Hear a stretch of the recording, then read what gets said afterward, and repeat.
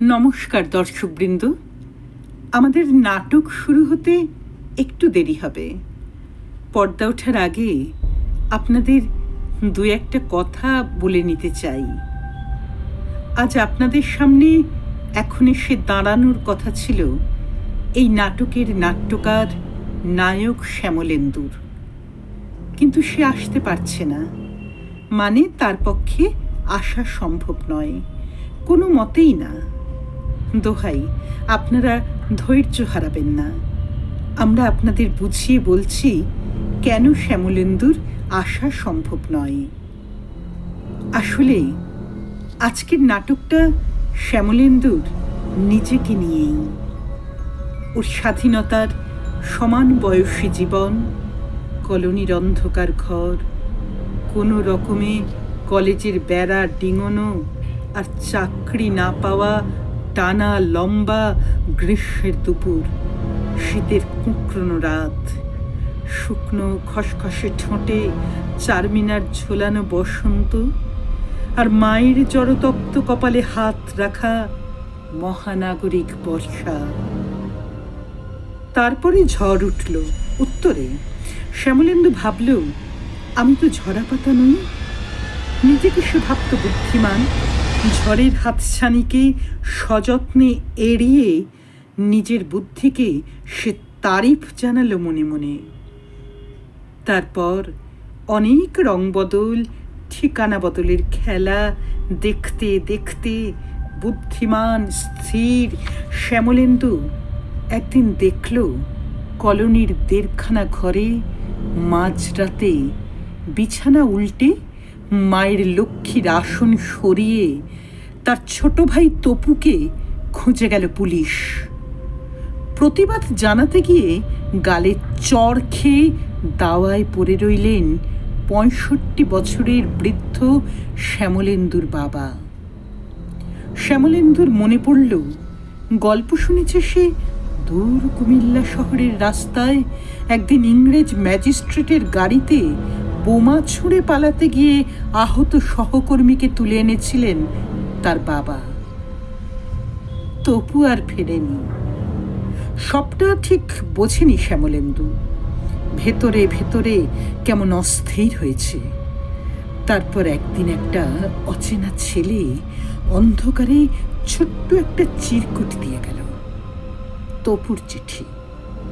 কোথায় কোন সুদূর গায়ে এক মুঠো মুড়ি চিবোতে চিবোতে সে হাঁটছে।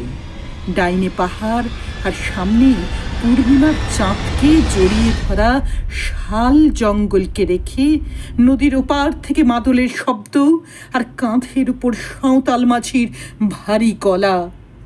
কমরেড। শ্যামলেন্দু যুক্তিবাদী। নানা সরু মোটা বইয়ের লাল দাগ দেওয়া পাতাগুলোয় আঙুল রেখে সে চাপা দিতে চাইল গলায় উঠে আসা আবেগটাকে। তারপর চোখ রাখল সিচুয়েশন ভ্যাকান্টের কলমে। আর একদিন খবর এলো জেল ইয়ার্ডের টাওয়ারে কারা যেন উড়িয়ে দিয়েছে লাল পতাকা। আর শহরের হাট থেকে ফেরার সময় ধরা পড়েছে তপু। চাকরিহীন, সঙ্গহীন, বিশ্বাসহীন শ্যামলেন্দু ট্রামের জানলা থেকে দেখল উদাস কলকাতায় ময়দানের বুক চিরে অনেক স্বপ্নের মতো ছুটে যাচ্ছে ক্রিকেট বল। মনে পড়ল স্কুল থেকে ফেরার পথে 2 পয়সার বেলুন উড়িয়ে একদিন 2 ভাই হেঁটে গিয়েছিল কলোনির শেষ মাথায় রেল লাইনের বাঁধে। জীবনে সেই প্রথম নিয়ম ভাঙা মুক্তি। অন্ধকার গলি থেকে ঘরে হেঁটে এলো শ্যামলেন্দু। আর তার থেকে 5 বছরের ছোট তপু। আয়নার সামনে দাঁড়িয়ে দেখল শ্যামলেন্দু তপুর পোশাকগুলো কি বড় লাগছে তার গায়ে। অনেকগুলো ঋতু পেরিয়ে গেল। কলেজ ম্যাগাজিনের পাতা থেকে মুখ বার করা কবিতা একদিন তাকে মনে করিয়ে দিল তার যেন কি করার ছিল। আর শ্যামলেন্দু দেখল তার কলমের ডগায় এসে দাঁড়াচ্ছে তপু। সাদা পাতায় হাসছে তপু। বইয়ের প্রচ্ছদ থেকে উঠে আসছে তপুর স্কুল পালানো দিনগুলোর গল্প। স্বাধীনতার সমান বয়সী শ্যামলেন্দু আর একবার দাঁড়ালো আয়নার সামনে। এই হলো শ্যামলেন্দুর নাটক। কাল বিকেলে বউবাজারের মোড়ে শেষবার হোলি খেলছিল সূর্য। শ্যামলেন্দু হেঁটে আসছিল রিহার্সাল রুমের দিকে। ব্যস্ত কলকাতার কাঁধ ছুঁয়ে একটা কালো গাড়ি তাকে তুলে নিল, তারপর ছুঁড়ে দিল পার্কের ঘাসে। পিঠে দুটো ছেঁদা নিয়ে শ্যামলেন্দু পড়ে রইল লাশ হয়ে। কোথাও কোনো টেপ রেকর্ডার ছিল না, শুধু বাতাসে ধরা রইল তার গলা। তোর কাছেই আসছিলাম রে তপু, তোর কাছেই। হ্যাঁ, এজন্যই শ্যামলেন্দু আসতে পারল না।